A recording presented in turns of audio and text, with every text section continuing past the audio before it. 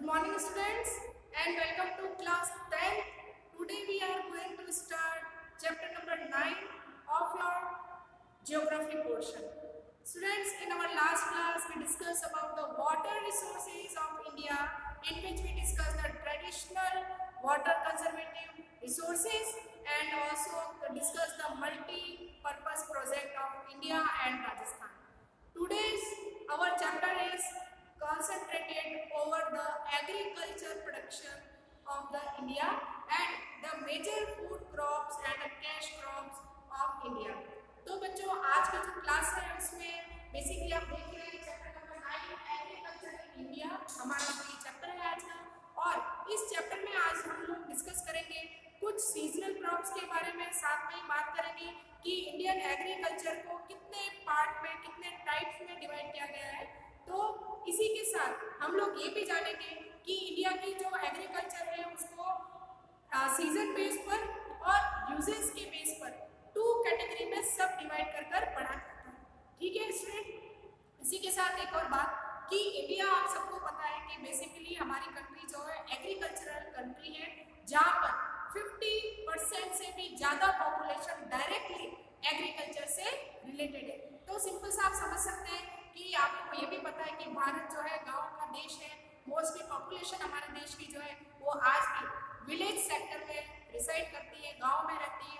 और साथ में विलेज का अगर हम बात करें तो विलेज में बेसिकली लोगों का जो ऑक्यूपेशन होता है वो एग्रीकल्चर होता है। तो कहने का मतलब मोस्टली हमारी कंट्री का 50% से भी ज़्यादा पॉपुलेशन आज भी एग्रीकल्चर से डायरेक्टली कनेक्टेड है। मतलब मोस्टली जो लोग हैं उनकी जो लाइवलीहुड है, उनका जो जीवन है, उनकी जो लाइफ है वो एग्रीकल्चर पर डिपेंड करती है। खेती बाड़ी करना, अनाज का या क्रॉप का प्रोडक्शन करना, उसको मार्केट में बेचना, और इस तरह से जो लोग हैं ये अपना गुजारा करते हैं। तो इंडिया की अगर इकोनॉमी की बात करें, प्रोडक्शन सेक्टर की बात करें, तो इंडिया की डोमेस्टिक प्रोडक्शन में एग्रीकल्चर का जो पार्टिसिपेशन है वो है 17.4%। ठीक है, तो इसका मेरे कहने का मतलब है कि कहीं ना कहीं एग्रीकल्चरल कंट्री होने के नाते इंडिया के अंदर हर सेक्टर के अंदर एग्रीकल्चर का डायरेक्ट इनडायरेक्ट कनेक्शन देखने को मिलता है। स्टार्ट करते हैं बच्चों, हमारा ये जो चैप्टर है द एग्रीकल्चर इन इंडिया। कुछ बेसिक बातें कर लेते हैं, कुछ हम लोग आंकड़े जान लेते हैं कि कितनी पॉपुलेशन जो है इंडिया पर, इंडिया के अंदर जो एग्रीकल्चर पर डिपेंड है। देखिए India is an agriculture country. अभी आपको बता ही दिया कि इंडिया एक एग्रीकल्चर कंट्री है। 54.6% of the total population is directly depend on the agriculture। तो 54.6% पॉपुलेशन डायरेक्टली इंडिया की जो है वो एग्रीकल्चर पर डिपेंड है, मतलब खेती बाड़ी का काम करते हैं। कितने लोग? पूरी पॉपुलेशन का 54.6%। 17.4% of the total domestic production from it. हमारी कंट्री का जितना भी डोमेस्टिक प्रोडक्शन होता है। अब बच्चों आप कहेंगे डोमेस्टिक प्रोडक्शन क्या होता है? तो देखिए हमारी कंट्री का जो फिजिकल बॉर्डर है, फिजिकल बॉर्डर मतलब कंट्री के अंदर जितना भी चीज़ों का प्रोडक्शन होता है, चाहे वो इंडस्ट्रीज में हो, चाहे सर्विस सेक्टर में हो, चाहे एग्रीकल्चर सेक्टर में हो, तो जितना भी कंट्री के अंदर प्रोडक्शन होता है उस सारे प्रोडक्शन के अंदर एग्रीकल्चर का जो कंट्रीब्यूशन है वो 17.4% है। ठीक है, अब देखिए Indian agriculture is divided into 2 forms on the basis off season and uses. सबसे इंपॉर्टेंट बच्चों, यहाँ से आपका 4 मार्क्स का डायरेक्ट क्वेश्चन आपके बोर्ड एग्जाम में पूछा जाता है बच्चों, जिसके अंदर आप लोगों को ये पूछा जाता है कि इंडिया के अंदर एग्रीकल्चर को कितने फॉर्म के अंदर, कितने टाइप में डिवाइड किया गया है। बच्चों ये आपकी इस चैप्टर का बहुत ही इंपॉर्टेंट क्वेश्चन बन जाता है, कई बार बोर्ड में पूछा जा चुका है और आगे भी पूछा जाएगा। तो ये इंपॉर्टेंट आप लोग टिक कर लें कि इंडियन एग्रीकल्चर को सीजन बेस पर और on the basis of uses, तो 2 टाइप में डिवाइड किया गया। तो पहले हम सीजन बेस पर क्रॉप को डिवाइड करेंगे कि एग्रीकल्चर 3 टाइप का होता है सीजन बेस पर, जिसमें आता है खरीफ क्रॉप, इसके बाद आती है रबी क्रॉप और लास्ट आता है जायद क्रॉप। तो इंडियन एग्रीकल्चर को सीजन के बेस पर 3 टाइप में बांटा गया है, रबी, खरीफ और जायद क्रॉप। सिंपल सा है, तो खरीफ क्रॉप जून और जुलाई का मंथ है तो इसको समर सीजन की क्रॉप कहते हैं। रबी क्रॉप अक्टूबर नवंबर है तो ये विंटर सीजन की क्रॉप है, और जो जायद की क्रॉप है ये रेनी सीजन की क्रॉप होती है। ठीक है, अब देखिए खरीफ क्रॉप के अंदर जो फसलें उगाई जाती है उनका टाइम और प्लस उनकी हार्वेस्टिंग मतलब उन फसलों की कटाई का जो टाइम पीरियड है वो क्या है।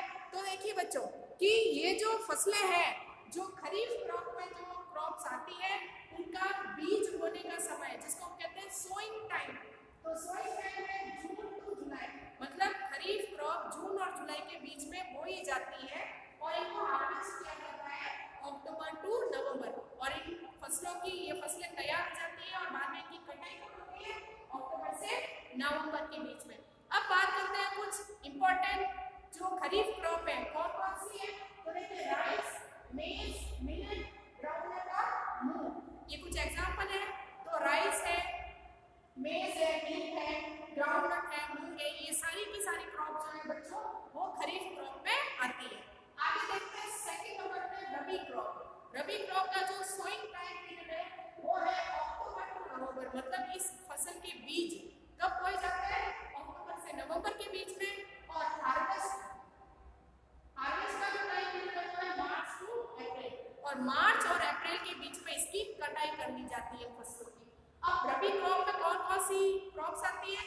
तो देखिए व्हीट, ग्रेन, ऑइलसीड और अलसी, इसके अलावा भी कई सारी क्रॉप्स है बच्चों लेकिन ये कुछ मेन क्रॉप्स है जिसके नाम मैंने यहाँ लिखे हैं। तो जैसे देखिए व्हीट है, ग्रेन है, ऑइलसीड है, अलसी है, ये सारी रबी क्रॉप है जो अक्टूबर नवंबर में बोई जाती है और फिर बाद में मार्च अप्रैल में इनकी कटाई हो जाती है। अब आते हैं नंबर 3 में बच्चों जायद क्रॉप। जायद क्रॉप का सोइंग टाइम पीरियड होता है फरवरी टू अप्रैल, हार्वेस्ट होती है जून और जुलाई के अंदर। तो फेब और अप्रैल के अंदर इनकी बुआई होती है और बाद में जून और जुलाई में इनको हार्वेस्ट कर लिया जाता है। बेसिकली जितनी भी ग्रीन वेजिटेबल्स है, हरी सब्जियां, ठीक है, ये सारी की सारी जो है फेब से अप्रैल के बीच में बोई जाती है। तो बच्चों सीजन के बेस पर इंडियन एग्रीकल्चर में 3 टाइप की क्रॉप होती है, खरीफ, रबी और जायद। अब हम आते हैं Indian agriculture on the basis of uses. Use करने के बेस पर इंडियन एग्रीकल्चर को 4 टाइप में डिवाइड किया गया है बच्चों। तो पहली अगर क्रॉप देखें तो आती है फूड क्रॉप। अब आपको नाम से पता चल रहा है कि फूड क्रॉप का मतलब सिंपल सा the crop which are used for as a food for eating these are called the food crop. तो कहने का मतलब वे फसलें जिनका यूज हम अपने खाने के लिए करते हैं, है ना, वो फूड क्रॉप में। जैसे देख लीजिए आप व्हीट ले लीजिए, राइस ले लीजिए, पल्सेस ले लीजिए, जितनी भी दालें हैं, है ना, मिलेट ले लीजिए, मेज ले लीजिए, ये सारी चीजें फूड क्रॉप में आती है जिनका यूज सिर्फ खाने के लिए होता है। सेकंड आते हैं हम लोग कमर्शियल क्रॉप या फिर कैश क्रॉप। या तो आप कमर्शियल क्रॉप कह दो या कैश क्रॉप कह दो। वे क्रॉप जिनका यूज फूड के लिए नहीं होता, खाने के लिए नहीं होता, इनको मार्केट के अंदर सोल्ड किया जाता है, बेचा जाता है या फिर बड़ी बड़ी इंडस्ट्रीज में इन क्रॉप्स का use as a raw material की तरह होता है, उन्हें हम कमर्शियल क्रॉप कहते हैं। अब कमर्शियल क्रॉप में देखें तो देखिए बच्चों कॉटन है, जूट है, शुगर केन है। कॉटन, जूट और शुगर केन, अब इसमें से देख लीजिए आप एक भी फूड क्रॉप नहीं है, इनका यूज बड़ी बड़ी इंडस्ट्रीज में रॉ मटेरियल के बेस पर किया जाता है। जैसे देखिए बच्चों शुगर केन है, शुगर केन मतलब गन्ना, शुगर केन का यूज शुगर फैक्ट्री में होगा शक्कर बनाने के लिए। जूट का यूज मैट बनाने में, सेक्स बनाने में, जूट की बैग्स बनाने में, है ना, इसके अंदर होता है। और फिर अगर बात करें कॉटन की, कॉटन मतलब कपास, कॉटन का यूज कॉटन टेक्सटाइल इंडस्ट्रीज में कपड़े बनाने के लिए होता है, ठीक है। तो ये कैश क्रॉप भी कहती है, होती है। आगे आते हैं प्लांटेशन क्रॉप। प्लांटेशन क्रॉप का मतलब वे क्रॉप जो बड़े बड़े प्लांटेशन एरिया के अंदर जिनकी बुआई होती है और जिनका यूज एज अ बेवरेज की तरह या कमर्शियल पर्पस से किया जाता है। अब बेवरेज का मतलब पीने के लिए, जैसे आप ले लीजिए जूस, जैसा आप ले लीजिए टी, कॉफी, है ना, ये प्लांटेशन क्रॉप है। बड़े बड़े इनके प्लांटेशन हाउस होते हैं जहाँ पर बड़े बड़े बागान जिसको अपन कहते हैं बच्चों, इन बागानों के अंदर चाय की और कॉफी की खेती होती है और बाद में टी और कॉफी इसका बहुत ही अच्छा एग्जांपल है प्लांटेशन क्रॉप का, ठीक है। तो लास्ट आती है गार्डन क्रॉप। गार्डन क्रॉप में फ्रूट और वेजिटेबल्स आते हैं, सारे तरह के फ्रूट, सारे तरह के वेजिटेबल्स। इसको सिंपल सा कहते हैं बागवानी। बागवानी मतलब बगीचे में उगाए जाने वाले जो प्लांट्स हैं, जो क्रॉप्स हैं, ठीक है ना। जैसे आप देख लीजिए आम का जो बगीचा है, मैंगो गार्डन, है ना, तो या फिर एप्पल गार्डन ले लीजिए, बड़े बड़े सेब के बागान होते हैं, गार्डन्स होती हैं जहाँ पर ये उगाए जाते हैं और बाद में बहुत ही बड़े बल्क के अंदर, है ना, कई टन के अंदर ये इनका प्रोडक्शन होता है, मार्केट में बेचे जाते हैं। तो इस तरह से यूजेस के बेस पर इंडियन एग्रीकल्चर कितने पार्ट में डिवाइड है? 2 पार्ट में, food crop, commercial crop, plantation crop और गार्डन क्रॉप। सीजन बेस पर 3 टाइप में डिवाइड है, रबी, खरीफ और जायद। तो बच्चों ये तो बात हो गई कि इंडियन एग्रीकल्चर का जो डिवीजन है वो हमने समझ लिया। आगे हम लोग अब बात करेंगे major food crops of India. हमारे इंडिया के कुछ मेजर फूड क्रॉप जो उगाए जाते हैं इंडिया में अलग अलग स्टेट के अंदर, तो क्या क्या इनकी क्लाइमेटिक कंडीशंस होती है, किस तरह का टेम्परेचर की जरूरत होती है, किस तरह की सॉइल की जरूरत होती है, रेनफॉल कितना चाहिए होता है, ये सारी बातें हम लोग जानेंगे कि किस क्रॉप के लिए कैसी एटमॉस्फेयर, कैसी कंडीशंस जो होती है जरूरी होती है और इनका प्रोडक्शन कहाँ होता है। तो ये हम स्टार्ट करेंगे major food crops of India. सबसे पहले बच्चों हम ले रहे हैं व्हीट, ठीक है, व्हीट गेहूं। आपको अगर पता है तो नॉर्थ इंडिया का स्टेपल फूड है, मोस्टली नॉर्थ इंडिया में सबसे ज्यादा खाया जाने वाला अनाज है व्हीट, गेहूं, ठीक है। और बेसिकली नॉर्थ इंडिया में इसका प्रोडक्शन सबसे ज्यादा होता है, कंजम्पशन भी सबसे ज्यादा होता है, मतलब ज्यादातर लोग जो नॉर्थ इंडिया के हैं वो व्हीट खाना पसंद करते हैं। अब देखिए व्हीट के लिए टेम्परेचर, रेनफॉल, सॉइल की अगर हम बात करें तो इस क्रॉप के लिए टेम्परेचर होता है 10 डिग्री टू 25 डिग्री, मतलब 10 डिग्री से 25 डिग्री के बीच में ये क्रॉप जो है प्रोडक्शन होता है। फिर हम देखते हैं रेनफॉल, तो रेनफॉल चाहिए होती है 25 से 75 सेंटीमीटर, मतलब ये एरिया जहाँ पर 10 से 25 डिग्री टेम्परेचर हो, कम से कम 25 से ज़्यादा 75 सेंटीमीटर तक बारिश होती हो। और अगर सॉइल की बात करें तो light clay soil, light clay मतलब हल्की चिकनी मिट्टी, ठीक है। तो ऐसी मिट्टी के अंदर, ऐसी सॉइल के अंदर व्हीट का प्रोडक्शन होता है। प्रोडक्शन की अगर हम बात करें कहाँ पर व्हीट का प्रोडक्शन सबसे ज़्यादा इंडिया में होता है, तो देखिए बच्चों पंजाब, हरियाणा, मध्य प्रदेश, राजस्थान, ये कुछ मेजर स्टेट है जहाँ पर सबसे ज्यादा व्हीट प्रोडक्शन होता है। और इंडिया के अंदर सबसे ज्यादा यूपी के अंदर व्हीट का प्रोडक्शन होता है, ये भी आप ध्यान रखिए, यूपी नंबर 1 पे आता है व्हीट के प्रोडक्शन में, पंजाब और हरियाणा भी, ठीक है। इसके बाद फिर अगर हम राजस्थान की बात करें तो राजस्थान में गंगानगर, हनुमानगढ़ जो है, बेसिकली अलवर जो है, यहाँ पर व्हीट का प्रोडक्शन सबसे ज्यादा होता है। राजस्थान में गंगानगर, हनुमानगढ़ और अलवर, ठीक है। तो बच्चों ये तो हो गई व्हीट की बात। साथ में ये भी ध्यान रखिएगा आपके बोर्ड एग्जाम, हाफिली एग्जाम में कोई एक फूड क्रॉप के लिए जो कंडीशंस रिक्वायर्ड होती है, जो प्रोडक्शन रीजन है, वो सारा डिटेल पूछ लिया जाता है। तो आपको हर एक क्रॉप को पूरी डिटेल के साथ ध्यान याद रखना पड़ेगा।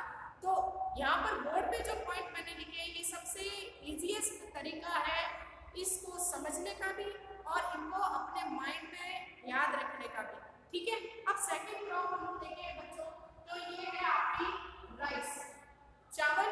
अगर हम देखें ट्रॉपिकल जोन के अंदर सबसे ज्यादा होता है।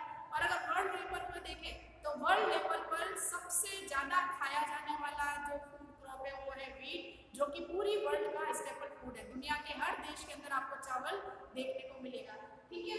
ये खरीफ क्रॉप है, यहाँ पर खरीफ क्रॉप कौन सी आती है, ठीक है। इसी के साथ में ग्रोन इन ट्रॉपिकल रीजन। बच्चों ये जो व्हीट है ये ट्रॉपिकल रीजन के अंदर बोया जाता है। ट्रॉपिकल रीजन का मतलब जो है टेम्परेचर जोन से ऊपर, मतलब अगर हम बात करें कि एक ऐसा रीजन जहाँ पर मॉडरेट क्लाइमेट रहता है, मतलब ना तो टेम्परेचर बहुत ज़्यादा है ना बहुत कम, तो जहाँ पर मॉडरेट टेम्परेचर होगा वहाँ पर ये राइस जो है उसका प्रोडक्शन होता है।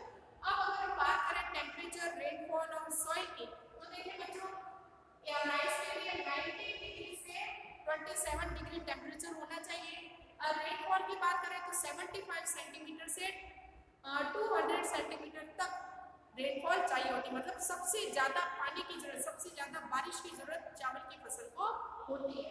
फिर इसके अलावा soil, clayey alluvial soil, clayey का मतलब चिकनी मिट्टी, लेकिन कैसी, एलुवियल वाली। एलुवियल मतलब जो सबसे ज्यादा फर्टाइल लैंड होती है, सबसे ज्यादा फर्टाइल सॉइल होती है, जिसकी प्रोडक्टिविटी सबसे ज्यादा होती है, उस सॉइल को एलुवियल सॉइल कहते हैं।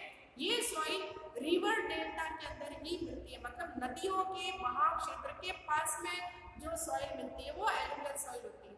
बच्चों एलुवियल सॉइल जो है मिट्टियाँ जब नदी बहकर माउंटेनियस रीजन से प्लेन की तरफ आती है तो माउंटेन से ये नदियाँ अपने साथ कई सारा सिल्ट बहाकर लाती है जो ये मैदानों में बिछ जाता है।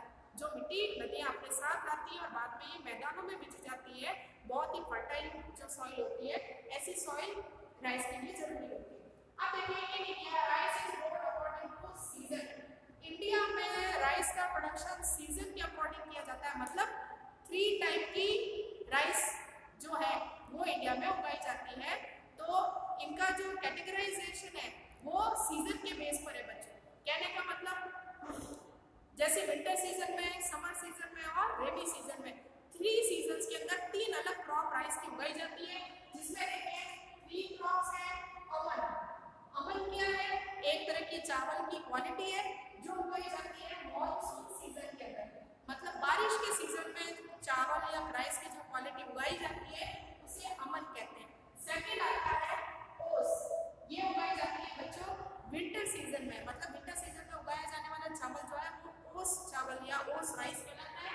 फिर आ जाएगा बोरो, ये उगता है समर सीजन में। अब अगर हम प्रोडक्शन की बात करें इंडिया में कितना कहाँ होता है राजस्थान में, तो देखिए बच्चों वेस्ट बंगाल सबसे ज्यादा प्रोडक्शन करता है। पूरी इंडिया में सबसे ज्यादा व्हीट राइस का प्रोडक्शन वेस्ट बंगाल में 15.22%। फिर आ जाओ आंध्र प्रदेश 14.3, इसके अलावा उत्तर प्रदेश, ओडिशा और राजस्थान में भी राइस का प्रोडक्शन हनुमानगढ़ और गंगानगर में होता है। ठीक है, इसके अलावा India is second largest country in the production of rice. अगर वर्ल्ड लेवल पर अगर हम देखें कि वर्ल्ड लेवल पर इंडिया का जो रैंकिंग है राइस के प्रोडक्शन में, तो चाइना के बाद में सेकंड नंबर पर इंडिया आता है राइस के अंदर। तो रैंकिंग राइस में कौन सी इंडिया की? सेकंड है, फर्स्ट चाइना है। आगे बात करते हैं मेज की। मेज मतलब मक्का, ठीक है। तो मेज के लिए अगर बात करें तो ये खरीफ क्रॉप है, खरीफ क्रॉप है, साथ में ये फूड और कमर्शियल क्रॉप भी है। मतलब मेज या मक्के का यूज हम लोग खाने में भी करते हैं और बड़ी बड़ी इंडस्ट्रीज में रॉ मटेरियल या ग्वार कम जो फैक्ट्रीज होती है बच्चों, वहां पर भी मेज का प्रोडक्शन मेज का use as a raw material की तरह किया जाता है। ठीक है, अब देखिए टेम्परेचर 12 डिग्री से 35 डिग्री, ठीक है। तो इसके लिए जो टेम्परेचर है वो 12 डिग्री से 35 डिग्री चाहिए होता है। रेनफॉल 50 सेंटीमीटर से 100 सेंटीमीटर, मतलब 50 से 100 सेंटीमीटर तक का रेनफॉल चाहिए होता है। सॉइल चाहिए डीप सॉइल विद नाइट्रोजन, और साथ में ही डीप मतलब बहुत ही गहरी सॉइल चाहिए होती है जिसमें नाइट्रोजन की क्वांटिटी ज्यादा से ज्यादा हो, क्योंकि मेज के प्रोडक्शन के लिए नाइट्रोजन जरूरी है। ठीक है, ये हो गई कुछ खास बातें। अब जान लेते हैं बच्चों इनका प्रोडक्शन कहाँ होता है। तो प्रोडक्शन करेंगे आंध्र प्रदेश, कर्नाटक और राजस्थान। अब अगर हम राजस्थान की बात करें इंडिया लेवल पे, तो आंध्र प्रदेश, कर्नाटक, राजस्थान में, और अगर राजस्थान में देखें तो हाड़ौती रीजन के अंदर। अब बच्चों हाड़ौती रीजन आपको याद होगा, अगर आपने राजस्थान का फिजिकल फीचर ढंग से पढ़ा है क्लास के अंदर, तो वहां पर हमने देखा था कि कोटा, बूंदी, बारां और झालावाड़, इन चारों ही डिस्ट्रिक्ट को मिलाकर हाड़ौती रीजन कहा जाता है, क्योंकि ये प्लेट्यू है। ठीक है, ये हमारे साउथ इंडिया का प्लेट्यू रीजन का ही एक पार्ट माना गया है। यहाँ की सॉइल ब्लैक सॉइल है, डीप सॉइल है, और यहाँ नाइट्रोजन इस सॉइल में बहुत ज्यादा है। इसीलिए राजस्थान में मिलेट का जो मेज का प्रोडक्शन है वो कोटा, बूंदी, बारां और झालावाड़ में किया जाता है। ठीक है, अब आते हैं हम लास्ट अपनी जो क्रॉप है मिलेट। मिलेट का मतलब बाजरा। अब आप बाजरा से समझ गए होंगे कि अगर स्पेशली इंडिया के व्यू से देखें तो वेस्टर्न राजस्थान, और राजस्थान के अंदर हम देखें तो जो इंटरनेशनल बॉर्डर पर जो डिस्ट्रिक्ट्स हैं जैसे जैसलमेर है, बाड़मेर है, बीकानेर है ना, यहाँ पर मिलेट का प्रोडक्शन सबसे ज्यादा होता है, क्योंकि ये रेगिस्तान की फसल है। बाजरा मोस्टली ड्राई लाइट सॉइल में होता है, रेतीली मिट्टी के अंदर। और रेतीली मिट्टी कहाँ मिलेगी? बिल्कुल डेजर्ट रीजन के अंदर मिलेगी। दूसरी खास बात है, सबसे कम पानी की जरूरत होती है इस क्रॉप को, मतलब कम से कम पानी, ज्यादा से ज्यादा हाई टेम्परेचर है ना, ड्राइनेस, और ऐसी टेम्परेचर के अंदर ऐसी कंडीशंस में उगता है ये जो मिलेट होता है। इसीलिए राजस्थान नंबर 1 पर आता है इंडिया के अंदर। तो देखिए बच्चों मिलेट ये फूड क्रॉप है, फूड क्रॉप भी है, खरीफ क्रॉप भी है। खरीफ कैटेगरी में आता है। फूड क्रॉप ये लोग खाते हैं इसे, और दूसरा फूडर मतलब चारे की तरह जानवरों के लिए इसका यूज किया जाता है। अब इसका जो शॉर्ट टाइम पीरियड है जून टू अक्टूबर। जून से अक्टूबर के बीच में मिलेट की फसल बोई जाती है और इसके लिए वार्म एंड ड्राई क्लाइमेट की जरूरत होती है, मतलब ज्यादा से ज्यादा गर्म और सूखा जहाँ एरिया होगा, जहाँ कम बारिश होती है, टेम्परेचर हाई रहता है, वहाँ पर ये फसल उगती है। अब देखिए टेम्परेचर 25 डिग्री से 30 डिग्री, मतलब 25 डिग्री से 30 डिग्री टेम्परेचर जहाँ होगा वहाँ मिलेट की क्रॉप उगती है। सेकेंडली रेनफॉल बहुत कम चाहिए, 40 सेंटीमीटर से 60 सेंटीमीटर के बीच। और आपको ये भी बता दें बच्चों कि राजस्थान के बिल्कुल मिडल से एक माउंटेन रेंज निकलती है जिसे हम कहते हैं अरावली माउंटेन रेंज।